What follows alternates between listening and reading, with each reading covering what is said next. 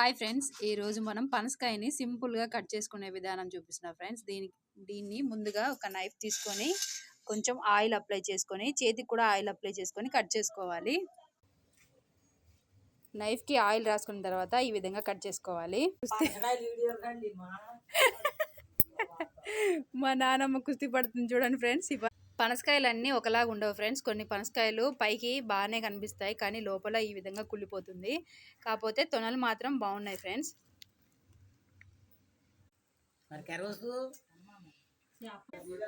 Friends, ఈ పిక్కల్ని మనం వంకాయ కర్రీలో వేసుకొని వండుకుంటే చాలా బాగుంటుంది ఫ్రెండ్స్. ఇంత పనస తొనలు ఎన్ని వచ్చినాయి చూడండి.